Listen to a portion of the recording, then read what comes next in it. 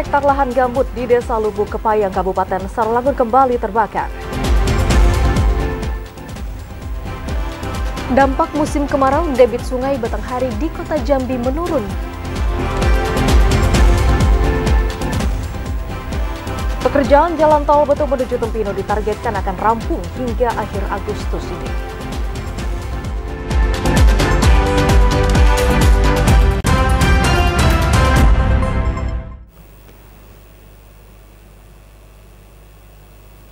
Selamat sore pemirsa, hari ini Jumat 9 Agustus 2024. Jambi hari ini hadir kembali menyapa Anda dengan beragam informasi aktual dari Provinsi Jambi. Selain 3 berita utama tadi, redaksi kami juga telah menyiapkan sejumlah informasi penting dan menarik lainnya untuk Anda. Bersama saya Muafiq Aziza dan saya Vidya Francisca, inilah Jambi hari ini selengkapnya.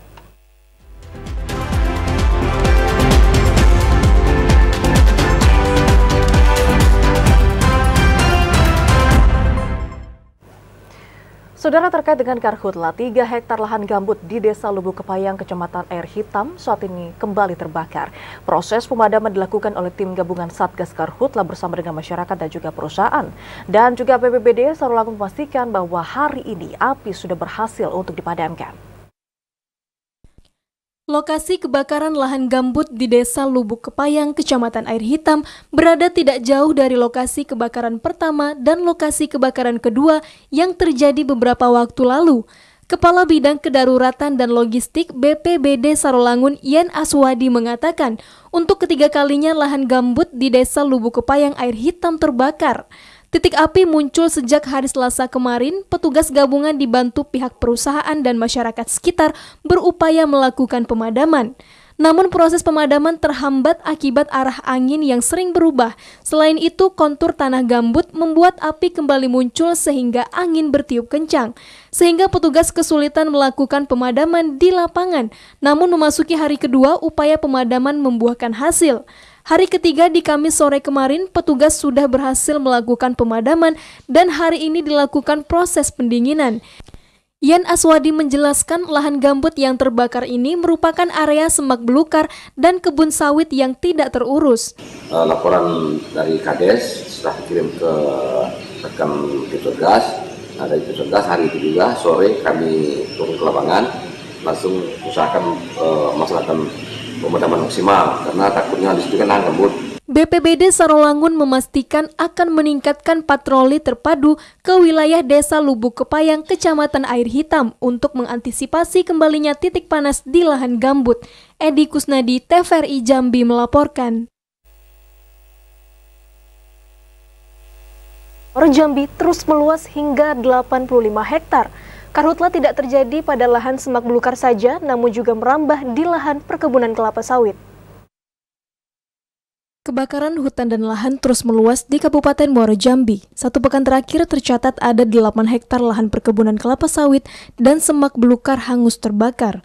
Pada akhir Juli lalu, catatan Badan Penanggulangan Bencana Daerah menyampaikan sebelumnya luas karhutla mencapai 77 hektar, kemudian bertambah 8 hektar, secara keseluruhan luas lahan yang terbakar update per 6 Agustus sudah mencapai 85 hektar. Puluhan hektar lahan yang terbakar tersebut tersebar di 8 kecamatan, di antaranya Taman Rajo, Sekernan, Marosebo, Mestong, Kumpeh Ulu, Sungai Gelem, Kumpeh, dan Jaluko. Status siaga darurat karhutla masih berlaku sebagai langkah untuk pencegahan karena masih tingginya potensi kebakaran di Muaro Jambi. Penyebabnya itu adalah kelalaian dari manusia, kan, yang mungkin ketika selesai merokok, untungnya dibuang, tidak dipastikan apinya mati dengan sesungguhnya gitu kan. Kemudian juga ada juga yang sifatnya yang kayak kemarin di Sungai Gelam itu, batu bara itu dengan kejadian alam itu. Kondisi lahan yang kering dan angin yang kencang serta minimnya sumber air menyulitkan petugas dalam memadamkan api. PLT Kalaksa BPDB Ahmad Ridwan menegaskan selain patroli juga terdapat 3 titik pos yang siap memantau situasi perkembangan karhutla, terutama pada daerah yang rawan terjadinya kebakaran hutan dan lahan. Azam Afnan, TVRI Jambi melaporkan. Sementara itu, Saudara, sepanjang tahun 2024 kali ini, tim Gabkum Satgas Karhutla telah menangani 37 kasus kebakaran hutan dan lahan di wilayah Provinsi Jambi. Dan sebanyak 137 hektar area lahan terbakar dengan 8 orang telah ditetapkan sebagai tersangka. Dan untuk bisa mengetahui informasi selengkapnya, saat ini kita sudah terhubung dengan kontributor TVRI Jambi, Ari Haryono. Selamat sore, Haryo. Bagaimana dengan penanganan terhadap kasus Karhutla di Provinsi Jambi sampai dengan saat ini, Haryo? Ya, Siska, bisa dapat saya laporkan bahwasanya saat ini memang kebakaran hutan dan lahan di Provinsi Jambi memang masih marak terjadi. Tentunya berbagai upaya telah dilakukan tim Satgas Karhutla, baik dari sosialisasi hingga himbauan terkait dampak mengenai Karhutla tersebut. Hingga saat ini berdasarkan data dari tim Gakum Satgas Karhutla, setidaknya ada 37 kasus yang ditangani Polda Jambi terkait dengan kasus kebakaran hutan dan lahan di Provinsi Jambi. Dari 37 kasus tersebut, setidaknya ada sekitar 136 hektar hutan dan lahan yang terbakar di wilayah Provinsi Jambi. 37 kasus tersebut saat ini memang sedang dalam tahap penyelidikan, sedangkan 8 diantaranya sudah masuk tahap sidik dengan 8 orang ditetapkan sebagai tersangka. Dari 8 orang tersebut, setidaknya ada sekitar 70 hektar dari 136 hektar yang terbakar, yang memang mereka sengaja membuka lahan dengan cara dibakar. Menurut Direktur Reserse Kriminal Khusus Polda Jambi, Kombes Pol Bambang Yugo mengatakan bahwasanya kasus kebakaran Karhutla saat ini memang masih banyak dalam tahap proses penyelidikan, karena memang setidaknya pembuktian dalam kasus ini memang begitu sulit karena sebagian besar wilayah yang kebakaran ini terletak jauh dari pemukiman masyarakat. Oleh sebab itu polisi membutuhkan waktu agar proses penyelidikan kasus ini tetap berjalan. Meski demikian, terkait 8 orang tersangka yang sudah ditetapkan oleh tim Gakum Satgas Karhutla, polisi tentunya bakal memproses kasus ini secara hingga selesai ya, nantinya bakal masuk dalam tahap persidangan. Setidaknya polisi memberikan sanksi mereka dijerat dengan Undang-Undang tentang Perkebunan dengan ancaman pidana hingga 10 tahun penjara. Meski demikian saat ini memang saat ini kebakaran hutan dan lahan masih menjadi kerjaan ya bagi kepolisian, karena memang proses pengungkapan ini membutuhkan waktu yang cukup panjang. Ya, Siska.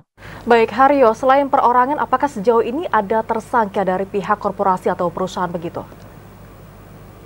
Ya, Siska, memang hingga saat ini dari 8 orang tersangka ini merupakan tersangka yang masih dalam perorangan ya, mereka bukan korporasi. Namun meski demikian, Direktorat Reserse Kriminal Khusus Polda Jambi yang termasuk dalam tim Gakum Satgas Karhutla tentunya telah memberikan himbauan kepada perusahaan-perusahaan agar memiliki sarana dan prasarana yang memadai agar kebakaran hutan dan lahan tidak terjadi di area perusahaan. Sejauh ini memang sudah ada peraturan dari tim Satgas Karhutla bahwasanya perusahaan diwajibkan memiliki sarana dan prasarana yang memadai seperti setidaknya pompa air, petugas pemadam kebakaran, kemudian lalu seperti menara api untuk memantau kebakaran di area perkebunan, hingga peraturan sistem kelola air yang baik seperti embung ataupun kanalisasi. Selain itu polisi juga menghimbau, tim Satgas Gakum juga memastikan bahwasanya area 5 km di sekitar perusahaan merupakan area wajib perusahaan ikut memadamkan api bila ditemukan kebakaran hutan dan lahan di sekitar area perusahaan mereka. Selain itu, Direktorat Reserse Kriminal Khusus Polda Jambi juga meminta agar perusahaan juga mendukung upaya dalam memadamkan kebakaran, tentunya dengan memberikan sosialisasi kepada masyarakat yang ada di sekitar perusahaan agar tidak membuka lahan dengan cara dibakar. Ya, Siska. Baik, terima kasih kontributor TVRI Jambi Ari Haryono yang sudah melaporkan langsung terkait dengan 37 kasus Karhutla yang sampai dengan saat ini sudah berhasil ditangani oleh tim Satgas Gakum Provinsi Jambi. Selamat sore dan selamat bertugas kembali, Haryo. Saudara, sementara itu usai menyaksikan implementasi teknologi rekayasa cuaca, PJ Bupati Muaro Jambi berharap bahwa inovasi yang telah diperagakan dapat segera diterapkan. Pasalnya, pencegahan Karhutla merupakan komitmen dari PJ Bupati Muaro Jambi, Raden Najmi. Penjabat Bupati Muaro Jambi, Raden Najmi pada Kamis siang menyaksikan langsung implementasi teknologi rekayasa cuaca TRC yang dilakukan Kementerian Pertanian bersama BRIN. TRC tidak dilakukan dengan pesawat namun cukup menggunakan drone. Setelah menyaksikan pertunjukan TRC yang dilakukan tim, PJ Bupati Raden Najmi mengapresiasi inovasi yang dikembangkan dalam langkah pencegahan kebakaran hutan dan lahan. PJ berharap ke depan Pemkab Muaro Jambi dapat bekerja sama dengan Kementerian dan BRIN dalam memanfaatkan teknologi TRC. Mengingat Kabupaten Muaro Jambi merupakan salah satu daerah yang rawan terjadinya karhutla pada musim kemarau. Jadi kita buatkan semacam perjanjian kerjasama gitu, atau MOU gitu kan. Jadi kalau seperti itu mungkin kita bisa fasilitasi perusahaan-perusahaan yang ada di Muaro Jambi gitu. Jadi antara Pemda dengan perusahaan berkolaborasi untuk kita sama-sama menjaga kawasan hutan dan lahan di Muaro Jambi itu supaya jangan terbakar lagi gitu kan. Ini upaya, mudah-mudahan nanti ada titik yang menyebabkan kita berhasil untuk mengkombinasikan. Selain disaksikan PJ Bupati, penerbangan drone yang berlangsung di lapangan kantor Bupati juga disaksikan oleh pimpinan korporasi di wilayah Kabupaten Muaro Jambi. Dengan workshop ini diharapkan korporasi dapat mengetahui langkah pencegahan terjadinya karhutla pada lahan yang dikelola. Azam Afnan, TVRI Jambi melaporkan. Pemerintah Kabupaten Sarolangun sudah menetapkan status siaga darurat karhutla sejak akhir Juli 2024 kemarin seiring makin banyaknya titik panas yang bermunculan. Saat ini jajaran pemerintah Kabupaten Sarolangun belum menggelar apel siaga kebakaran hutan dan lahan, namun pemerintah daerah telah menetapkan status kebakaran hutan dan lahan menjadi siaga darurat karhutla tahun 2024. Kebakaran hutan dan lahan yang terjadi di wilayah Kabupaten Sarolangun setiap memasuki musim kemarau selalu menjadi perhatian serius dari tim Satgas Karhutla, masyarakat, serta pihak perusahaan. Penjabat Sekretaris Daerah Kabupaten Sarolangun, Dedi Henry mengatakan, berdasarkan data dari Badan Penanggulangan Bencana Daerah BPBD Sarolangun, sejak awal tahun hingga pekan pertama di bulan Agustus, sudah tercatat sebanyak 117 titik panas. Kondisi ini menggambarkan begitu seriusnya ancaman karhutla tahun 2024 di wilayah Kabupaten Sarolangun. Penetapan status siaga darurat karhutla merupakan upaya pencegahan dan penanganan yang dilakukan Satgas Karhutla agar lebih maksimal. Sebenarnya kan kita, walaupun kita belum menetapkan, memang apel siaga. Kalau penetapan sudah ada. Senin minggu lalu ya. Kalau itu tinggal kita apelnya. Pemerintah Kabupaten Sarolangun terus berupaya melakukan berbagai langkah strategis serta meningkatkan koordinasi dalam menghadapi ancaman karhutla, baik di lahan mineral maupun lahan gambut. Edi Kusnadi, TVRI Jambi melaporkan. Saudara, pemerintah Provinsi Jambi saat ini terus mengawal penanganan karhutla secara intensif. Selain itu juga perusahaan juga diminta untuk bisa bertanggung jawab atas kepemilikan lahan agar tidak terjadi kebakaran hutan dan lahan.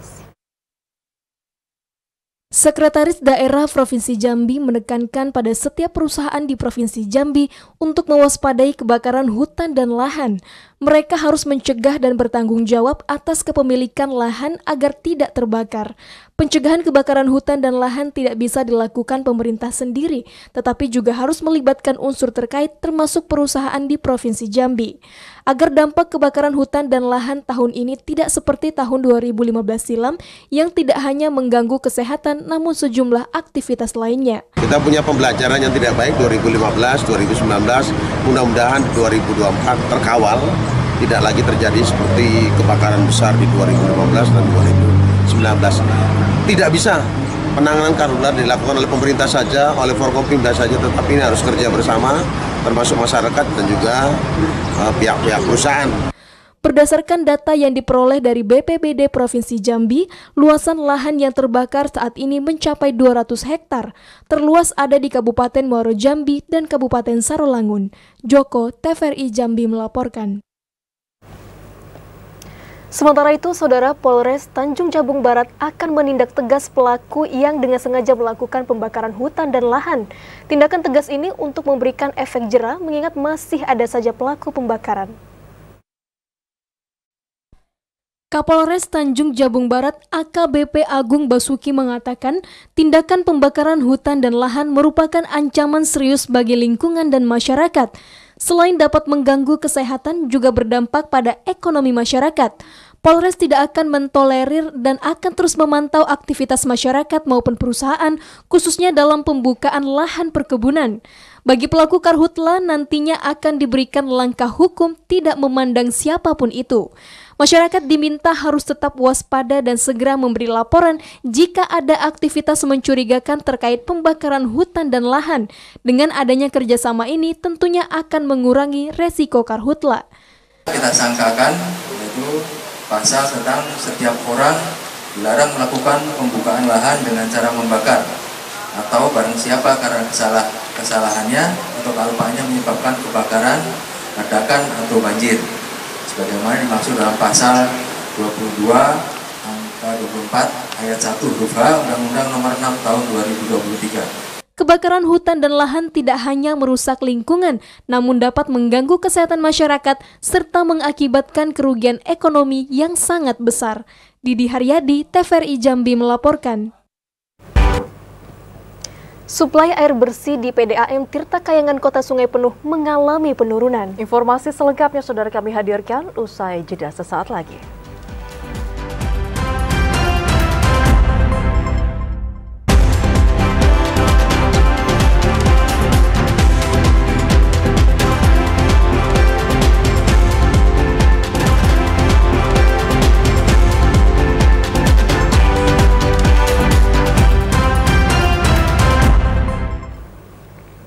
Terima kasih Anda masih bersama kami dalam Jambi hari ini.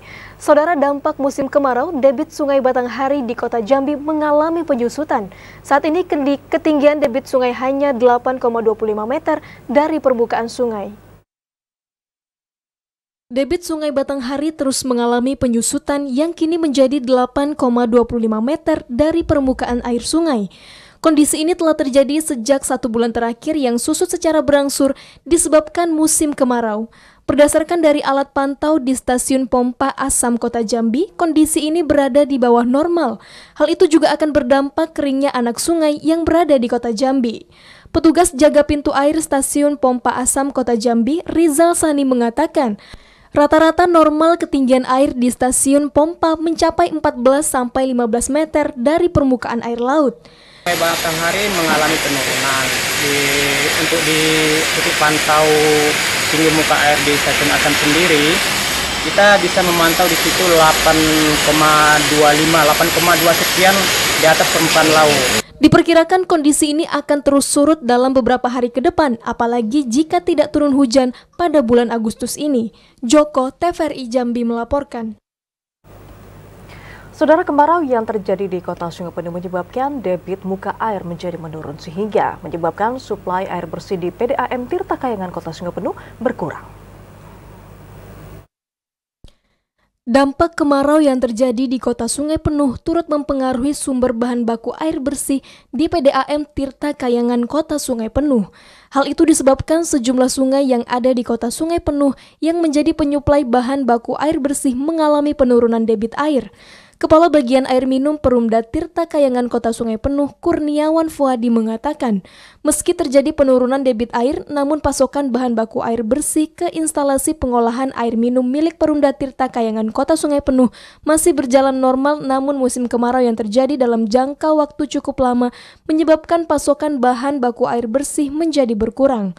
Saat ini produksi air bersih di instalasi milik Perumda Tirta Kayangan Kota Sungai Penuh mencapai 170 liter per detik dengan jumlah pelanggan mencapai 16.700 orang. Untuk saat ini pasokan air baku kita masih normal, hanya saja terjadi penurunan muka air sungai kita, baik di Sungai Batang Merau, Batang Sangkir maupun yang dari Sungai Jernih. Hanya terjadi penurunan muka air, namun pasokan air yang masuk ke instalasi pengolahan kita itu masih berjalan normal. Kebutuhan air bersih di Kota Sungai Penuh mencapai 200 liter per detik. Meski mengalami kekurangan, namun untuk stok suplai air bersih dibantu dengan truk tangki yang akan mengangkut air bersih ke daerah yang tidak mendapatkan air bersih. Fahlan, TVRI Jambi melaporkan. BMKG Provinsi Jambi memprediksi potensi hujan akan terjadi beberapa hari ke depan. Hal ini disebabkan naiknya suhu air laut yang menyebabkan timbulnya awan hujan. Badan Meteorologi, Klimatologi, dan Geofisika Provinsi Jambi memprediksi potensi hujan akan terjadi di Provinsi Jambi, khususnya di Jambi bagian tengah yakni Kabupaten Merangin, Kabupaten Sarolangun, Kabupaten Bungo, dan Kabupaten Tebo. Potensi hujan akan terjadi pada hari ini hingga Sabtu besok. Hal itu disebabkan karena naiknya suhu air laut yang membentuk awan penghujan di Provinsi Jambi. Koordinator Informasi dan Data BMKG Provinsi Jambi, Nabila mengatakan, potensi hujan ini akan terjadi pada 1 pekan ke depan. Kondisi ini juga akan terjadi di Provinsi Jambi bagian timur, seperti Kabupaten Muaro Jambi, Kota Jambi, Kabupaten Tanjung Jabung Barat, dan Kabupaten Tanjung Jabung Timur. Betul, untuk dinamika atmosfernya, bulan Agustus ini kami prediksi menuju La Nina, yang artinya untuk suhu muka laut khususnya di Indonesia itu cukup panas sehingga berpotensi tetap terbentuknya awan. Untuk 1 minggu ke depan ini masih kami prediksi sudah ada potensi hujan yang cukup signifikan itu pada tanggal 9 dan tanggal 10 Agustus. Meski terjadi hujan, namun musim kemarau diprediksi masih terus terjadi hingga September 2024 mendatang. BMKG Provinsi Jambi melihat musim kemarau tahun ini tidak seperti tahun lalu. Joko, TVRI Jambi melaporkan. Saudara, kekeringan berdampak pada lahan pertanian cabai milik warga yang berada di Kabupaten Tanjung Jabung Timur. Sulitnya air dan juga minimnya pengairan membuat tanaman cabai banyak yang mati. Selain permukiman warga, kekeringan juga merambah ke lahan pertanian milik warga.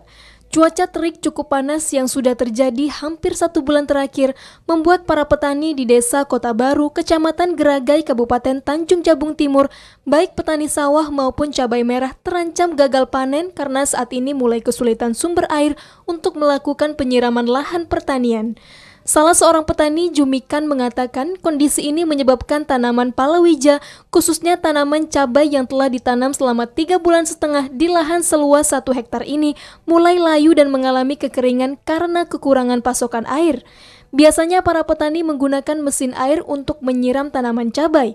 Namun dengan ketersediaan air yang sangat terbatas, mereka hanya bisa menyiram tanaman dengan 1 ember air yang didapatkan dari anak sungai terdekat dan sangat tidak mencukupi. Sebelum terjadi kekeringan, lahan ini sanggup menghasilkan 80 hingga 90 kg cabai jenis rawit merah kampung.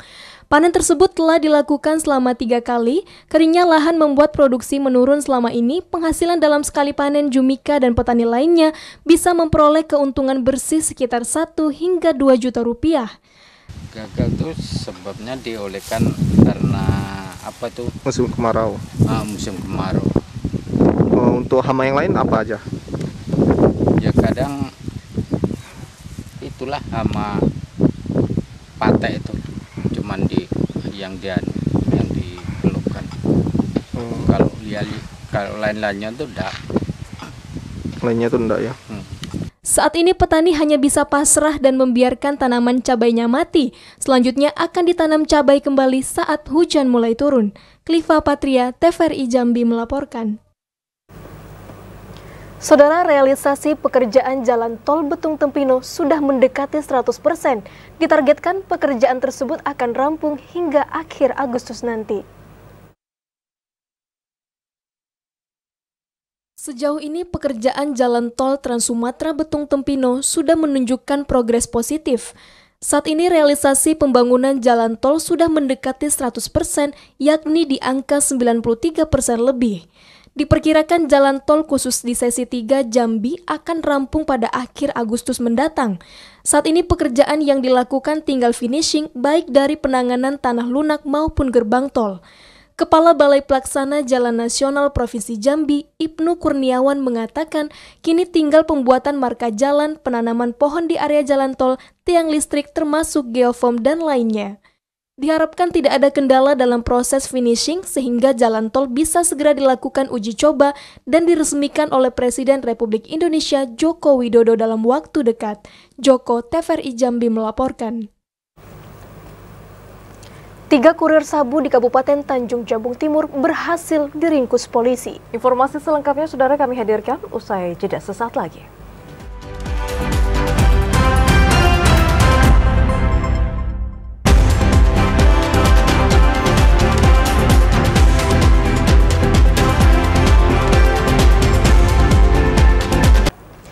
Terima kasih Anda masih menyaksikan Jambi hari ini dalam segmen Menuju Pilkada 2024. Saudara, guna memastikan pengamanan pilkada berjalan aman dan lancar, ratusan personil Kodim 0415 Jambi disiagakan selama penyelenggaraan pilkada tahun 2024. Kodim 0415 Jambi menggelar apel gelar pasukan pengamanan pilkada serentak yang dilaksanakan di lapangan Komando Distrik Militer Jambi Jumat pagi. Apel gelar pasukan ini dilakukan guna memastikan pengamanan seluruh pemilihan kepala daerah berjalan aman dan lancar. Komandan Kodim 0415 Jambi, Letkol Infanteri Yoga Prasetya mengatakan pada apel ini nantinya ada sekitar 400 personil yang akan disiagakan selama pengamanan pilkada serentak. Para personil itu akan disiagakan di 3 kabupaten kota di Provinsi Jambi, yang terdiri dari 165 personil TNI di Kota Jambi, 107 di Kabupaten Muaro Jambi, dan 116 personil di Kabupaten Batanghari. Nantinya para personil TNI tersebut akan ditugaskan selama penyelenggaraan pemilihan kepala daerah tahun 2024. Kita melaksanakan kegiatan gelar pasukan Mas dalam rangka pengamanan pilkada, khususnya yang ada di wilayah Kodim Jambi. Seperti kita ketahui bahwa Kodim Jambi mulai dari satu kota Jambi, kemudian Kabupaten Muaro Jambi, dan Kabupaten Batanghari. Jadi kegiatan ini sesuai dengan pentahapan, kita sudah mulai melaksanakan gelar. Saya yakinkan kesiapan personil, prajurit, termasuk perlengkapan nanti yang akan digunakan pada saat pengamanan itu. Diharapkan dengan disiagakan personil ini, seluruh proses pemilihan kepala daerah di Provinsi Jambi dapat berjalan aman dan lancar. Asyar, TVRI Jambi melaporkan. Saudara, Komandan Pasukan Brimob 1 Korbrimob Polri mengecek kesiapan Brimob dalam mengamankan pilkada serentak November mendatang. Dan Pas Brimob berharap bahwa bawah personil mampu mendukung pengamanan pilkada serentak tersebut. Komandan Pasukan Brimob 1 Korbrimob Polri Brigjen Pol Firly Ruspang Samosir mengunjungi Mako Brimob Polda Jambi. Kedatangan Jenderal Bintang 1 ini dalam rangka asistensi tugas serta mengecek kesiapan personil dan peralatan dalam pengamanan pilkada serentak di Provinsi Jambi. Menurut Firly, dalam menyambut pilkada serentak, pasukan Brimob harus siap mulai dari kekuatan personil, peralatan hingga anggaran. Sejauh ini Brimob menjadi pasukan yang selalu ditempatkan di area rawan konflik. Firly juga berpesan agar personil Brimob bersinergi dalam melindungi, mengayomi, dan melayani masyarakat. Minimal saya harus tahu apa yang disebut kekuatan personil, sarana prasarana, lalu ada mungkin mappingnya bagaimana. Yang saya tahu nanti akan ada pemilihan di Provinsi Jambi ini 10 kabupaten, 1 bupati, 2 wali kota, 1 gubernur. Ini mungkin ingin saya sampaikan ke internal saya, personil yang akan dikerahkan, terus kesiapan peralatan, lalu bagaimana nanti anggarannya. Ini yang perlu kita cermati sehingga kita tidak salah. Kita hanya bekerja tugas pokok, siapapun pemimpinnya, silakan. Kita hanya berharap baik. Pada pemilu nanti, personil Brimob bakal disiagakan sesuai dengan permintaan dari Polda Jambi. Seluruh personil Brimob dipastikan siap dalam mendukung keamanan, kelancaran, dan ketertiban dalam pilkada serentak nanti. Ari Haryono, TVRI Jambi melaporkan. Saudara, proses coklit data pemilih untuk Pilkada 2024 telah berakhir. Kini KPU Provinsi Jambi tengah melakukan rekapitulasi berjenjang dari tingkat desa hingga provinsi. Untuk informasi selengkapnya akan langsung disampaikan kontributor TVRI Jambi, Yogi Ramadhani. Halo Yogi, selamat sore. Baik, selamat sore. Ya, Yogi, kapan proses rekapitulasi berjenjang ini akan berakhir, Yogi? Baik, dapat saya laporkan saat ini proses pencocokan dan penelitian di KPU Provinsi Jambi telah selesai, yang dimana proses coklit itu dilakukan pada 24 Juni hingga 24 Juli 2024 kemarin. Setelah dilakukan coklit, saat ini KPU Provinsi Jambi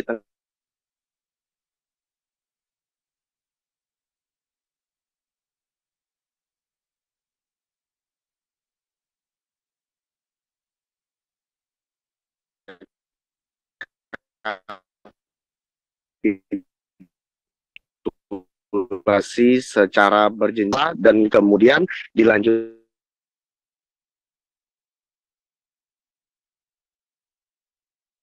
Dan di tanggal 7 hingga saat ini KPU Provinsi Jambi akan melakukan daftar pemilih sementara dan kemudian akan dilanjutkan ke daftar pemilih tetap. Nantinya setelah menjadi daftar pemilih tetap, KPU Provinsi Jambi akan melakukan mencatat nama-nama tersebut dan akan ditempelkan di kantor-kantor desa maupun di kecamatan. Kembali ke studio. Baik, Yogi, selanjutnya setelah kegiatan rekapitulasi berjenjang ini dilaksanakan, selanjutnya langkah apa yang akan dilakukan oleh KPU Provinsi Jambi? Baik, setelah dilakukan proses coklit ini, KPU Provinsi Jambi akan kembali merilis daftar pemilih tetap yang sudah terdaftar di KPU Provinsi Jambi. Selain itu juga KPU Provinsi Jambi juga mengimbau masyarakat bagi namanya yang belum masuk daftar pemilih untuk menghubungi panitia di tingkat kelurahan maupun di tingkat kecamatan. Setelah dilakukan itu, daftar pemilih tetap ini barulah KPU Provinsi Jambi merilis jumlah daftar pemilih tetap yang ada di Provinsi Jambi. Setelah itu dilanjutkan dengan informasi selanjutnya, setelah dilakukan daftar pemilih tetap akan dilakukan tahapan pemilu, yang dimana tahapan pemilu itu akan dilakukan dengan tahap pengumuman pada tanggal 24 sampai 26 Agustus ini, dan kemudian bakal calon baik itu gubernur dan wakil gubernur, bupati dan wakil bupati, wali kota dan wakil wali kota akan dilakukan pendaftaran pada tanggal 27 sampai 29 Agustus. Setelah dilakukan pendaftaran tersebut, maka akan dibuka kampanye pada tanggal 25 September dan di tanggal 23 November. Berdasarkan informasi dari Ketua KPU Provinsi Jambi, Iron Saroni, mengatakan hal-hal apa saja yang akan dilakukan dan hal-hal apa saja tidak boleh dilakukan selama masa kampanye. Pihak KPU Provinsi Jambi menyatakan bahwa saat ini KPU atau Peraturan Komisi Pemilihan Umum belum rampung. Demikian, kembali ke studio. Baik, Yogi, terima kasih atas laporan Anda. Selamat sore dan selamat kembali bertugas. Sementara itu, saudara, jelang Pilkada serentak 27 November mendatang, Disduk Capil Kota Sungai Penuh targetkan perekaman KTP sebanyak 1.159 pemilih baru. Hingga saat ini target realisasi perekaman KTP bagi pemilih baru mencapai 60%. Menjelang Pilkada serentak yang akan diselenggarakan pada 27 November mendatang, Disduk Capil targetkan sebanyak 1.159 perekaman KTP pemilih baru, terdiri dari siswa, masyarakat umum, serta pensiunan TNI dan Polri.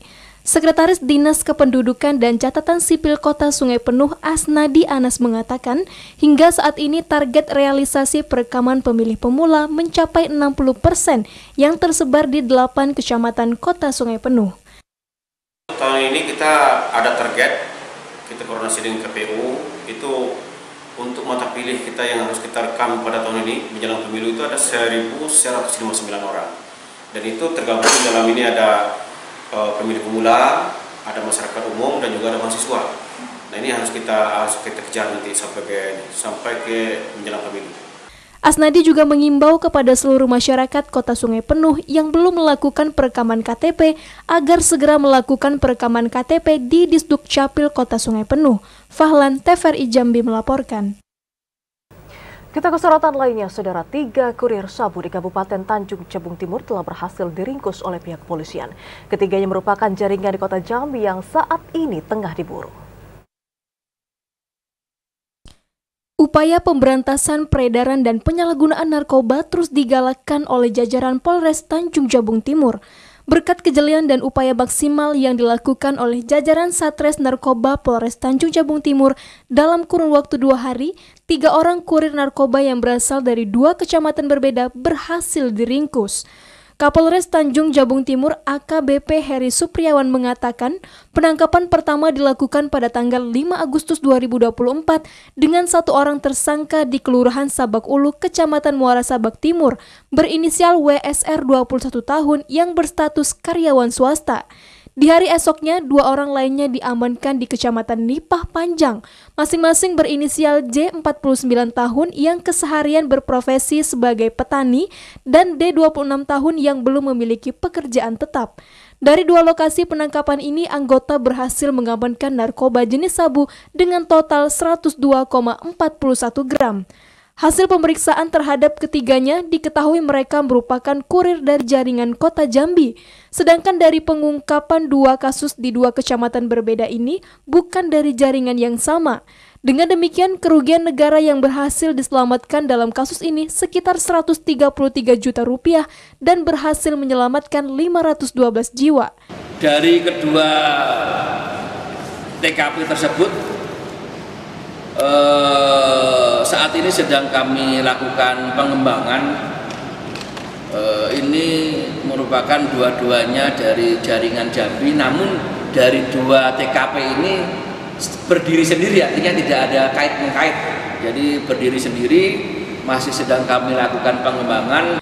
3 orang tersebut dijerat pasal yang sama, yakni 112 ayat 2 Undang-Undang Nomor 35 Tahun 2009 tentang narkotika dengan ancaman kurungan 20 tahun penjara serta denda dari 800 juta sampai 10 miliar rupiah. Kliva Patria, TVRI Jambi melaporkan. Angga Rapi Saputra, terdakwa perusakan kantor Gubernur Jambi, divonis 1 tahun 6 bulan kurungan penjara. Terdakwa dinilai terbukti bersalah akibat merusak sejumlah fasilitas milik negara. Sidang lanjutan kasus pengerusakan kantor Gubernur Jambi kembali dipersidangkan di Pengadilan Negeri Jambi Kamis sore kemarin.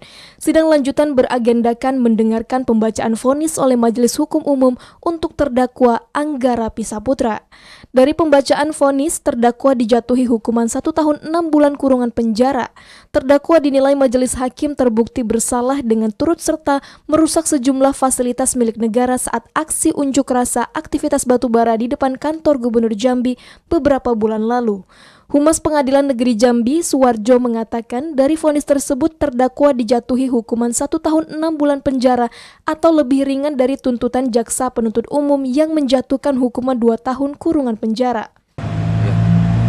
Baik, dari tuntutan jaksa penuntut umum yang lalu 2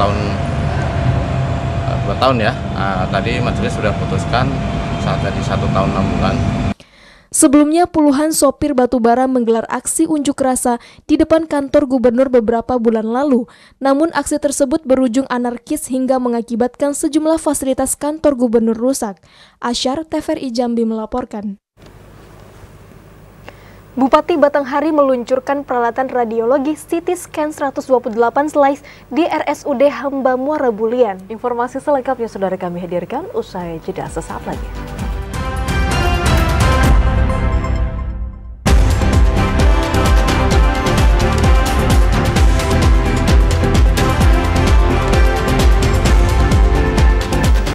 Anda kembali bersama kami di Jambi hari ini dalam segmen editorial. Saudara Bupati Batanghari Fadil Arif meluncurkan peralatan radiologi CT scan 128 slice. Dan dengan adanya peralatan penunjang terbaru ini, saudara, diharapkan pihak RSUD mampu memberikan pelayanan yang maksimal kepada para pasien. Meningkatkan pelayanan kesehatan, RSUD Hamba Muara Bulian telah melengkapi fasilitas penunjang berupa CT scan 128 slice.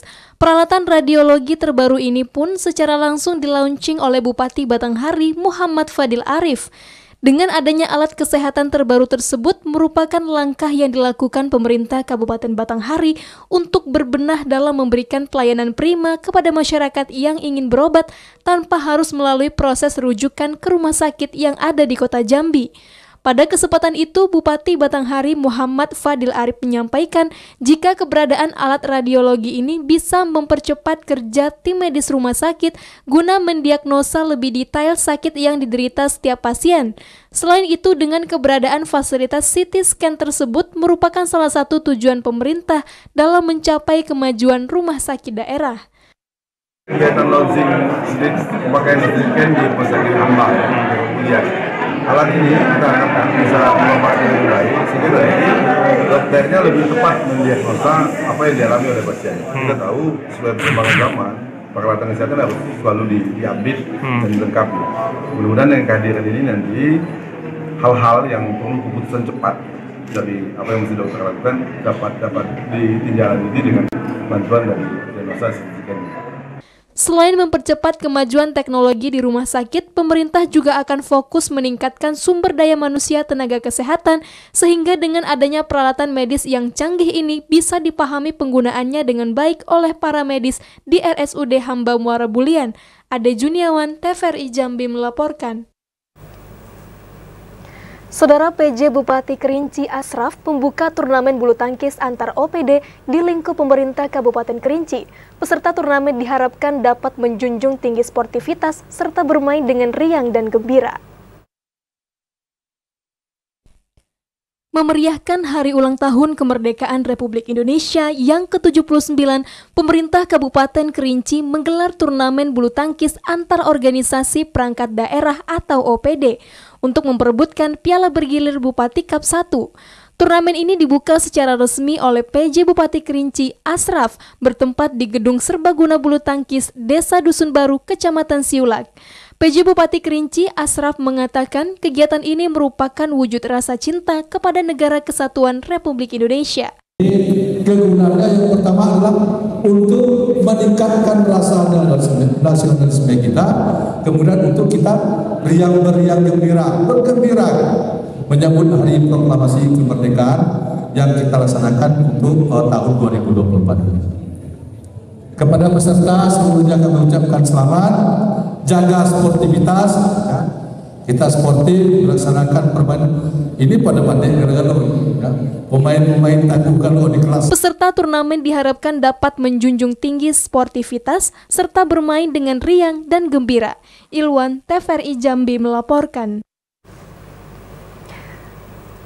Menjadi rangkaian kegiatan peringatan Hari Pramuka ke-63 dan juga Hari Proklamasi Kemerdekaan Republik Indonesia ke-79, Keluarga Gerakan Pramuka Jambi, Saudara, melaksanakan kegiatan Jumat Bersih secara serentak. Menyambut rangkaian peringatan Hari Pramuka tahun 2024, Kuartir Daerah Gerakan Pramuka Jambi melaksanakan kegiatan Jumat Bersih serentak. Aksi bersih-bersih itu dipusatkan di daerah aliran Sungai Batanghari, yaitu di depan Rumah Dinas Jabatan Gubernur Jambi. Ketua Kuarda Gerakan Pramuka Jambi, Sudirman, yang juga merupakan Sekda Provinsi Jambi, mengatakan kegiatan ini dilakukan untuk meningkatkan semangat persaudaraan dan bakti anggota Gerakan Pramuka bagi masyarakat, bangsa, dan negara. Pelaksanaan kegiatan tersebut merupakan bagian dari Bulan Bakti Pramuka yang menjadi rangkaian kegiatan peringatan Hari Pramuka ke-63 dan Hari Proklamasi Kemerdekaan Republik Indonesia ke-79. Kegiatan Bakti Pramuka menjadi aksi nyata Gerakan Pramuka untuk memberikan manfaat yang besar bagi masyarakat sesuai dengan janji Pramuka, yaitu ikut serta membangun bangsa. Sudirman mengatakan selain kegiatan bersih-bersih, Kuarda Pramuka Jambi juga melakukan kegiatan donor darah, ziarah, serta bakti sosial untuk menyambut peringatan Hari Pramuka. Hari ini adalah rangkaian kegiatan nasional yang digagas oleh Kuartir Nasional seluruh Indonesia, yaitu Jumat Bersih. Jadi hari ini Kuartir Daerah Gerakan Pramuka Jambi beserta unsur pimpinan dan juga andalan itu mengajak adik-adik kita semua untuk abdi mas, melakukan pengabdian masyarakat berupa bersih-bersih Sungai Batanghari. Rangkaian ini akan dilanjut dengan rangkaian kegiatan-kegiatan lain oleh Kuartir Daerah Gerakan Pramuka. Di antaranya adalah donor darah yang insya Allah akan digagas pada tanggal 12 Agustus 2024 di Kuartir Daerah. Nanti juga akan ada ziarah ke tokoh-tokoh Gerakan Pramuka, kunjungan ke tokoh-tokoh Gerakan Pramuka. Kita juga akan memberikan sembako atau santunan kepada anak yatim pada saat tanggal 14 Agustus. Itu merupakan upacara ulang tahun yang ke-63 Gerakan Pramuka di Kuartir Daerah.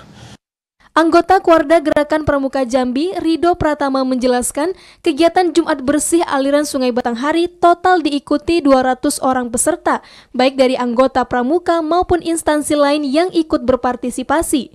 Pada pembersihan di bibir sungai sepanjang 250 meter dibagi menjadi 3 titik lokasi yang masing-masing lokasi beranggotakan 70 orang. Hari ini, Kuartir Daerah Gerakan Pramuka Jambi melaksanakan aksi pembersihan daerah aliran sungai, di mana kegiatan ini merupakan rangkaian bakti Gerakan Pramuka seluruh Indonesia yang dilaksanakan di Sungai Batanghari, untuk khususnya di Kuartir Daerah Gerakan Pramuka Jambi.